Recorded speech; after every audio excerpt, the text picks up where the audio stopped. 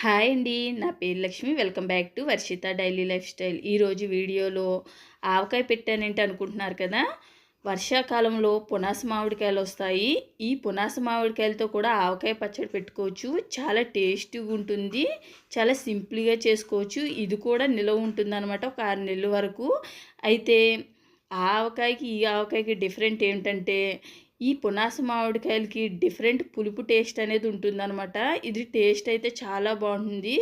Just ఆవకాయ పచ్చడి పెట్టడం రాని వాళ్ళు కూడా నేను చెప్పిన కొలతలతో చేసుకోండి, చాలా బాగా వస్తుంది. ముందుగా ఈ వీడియో చూసేవారు ఒక లైక్ అయితే చేయండి. నేనైతే 4 పునాస మామిడికాయలు తెచ్చుకున్నాను. ఇవి ఇలా చూడడానికి రౌండ్గా ఉంటాయి, చాలా నీట్గా ఉంటాయి, ఫ్రెష్గా వస్తున్నాయి అన్నమాట. వీటిని ఒక 10 నిమిషాలు వాటర్లో వేసినాక శుభ్రంగా తుడుచుకుని ఒక గంట ఆరబెట్టేసుకున్నాను. తడి లేకుండా చూసుకోండి.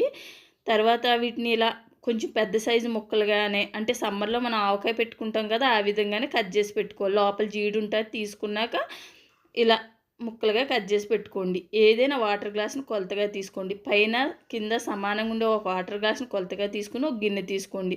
నేనైతే ఆశీర్వాద్ కారం తీసుకున్నాను. మీరు 3 మ్యాంగోస్ కారం అయినా తీసుకోవచ్చు. తర్వాత ఒక గ్లాసు కారం తీసుకున్నాను.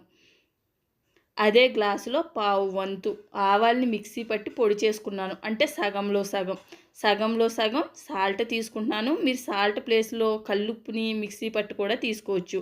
1 స్పూన్ వరకు మెంతులు వేస్తున్నాను. 2 ఎల్లుల్లిపాయలని పొట్టు తీసి వేసుకుంటున్నాను.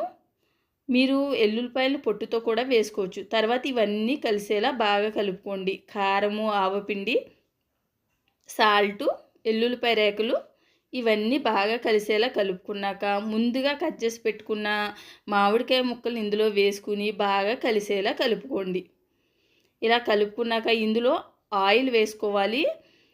నేను ఎప్పుడు నువ్వుల నూనె అంటే పప్పు నూనె వేస్తాను. ఈరోజు నా దగ్గర లేకపోవడం వల్ల పల్లీల నూనె వేస్తున్నాను. మీరు పల్లీల నూనె కూడా వేసుకోవచ్చు. ఒక గ్లాసు అదే గ్లాస్తో కొలతగా వేస్తున్నాను.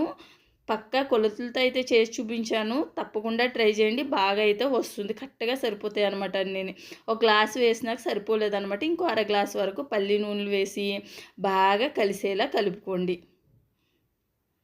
ఇలా బాగా కలుపుకున్నాక మూత పెట్టుకుని 2 రోజులు పక్కకు పెట్టుకోండి. అంటే 2 నైట్లు తడి లేని చోట పెట్టుకోండి. మనం ఆవకాయ పెట్టుకున్నప్పుడు ఎలా అయితే తడి తగలకుండా చూసుకుంటామో అన్నట్లుగా అలా గిన్నెలు దీనికి ఉపయోగించేవన్నీ తడి లేకుండా చూసుకోండి. 2 రోజుల తర్వాత చూపిస్తున్నాను. ఇలా ఆయిల్ అనేది పైకి తేలుతుంది. ఇప్పుడు బాగా కలిసేలా కలుపుకోండి. చూడండి, చాలా కలర్ఫుల్గా ఉంది కదా, టేస్ట్ కూడా చాలా బాగుంటుంది.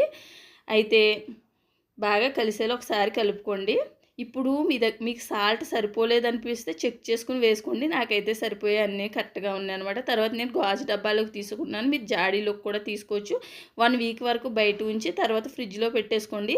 ఒక 6 మంత్స్ అయినా ఫ్రెష్గా ఉంటుంది, మంచి కలర్ఫుల్గా ఉంటుంది, టేస్టీగా ఉంటుంది. అంతేనండి. ఈ వీడియో మీకు నచ్చిందా? తప్పకుండా షేర్ చేయండి, లైక్ చేయండి, సబ్స్క్రైబ్ చేసుకోండి. Thank you for watching. Bye bye.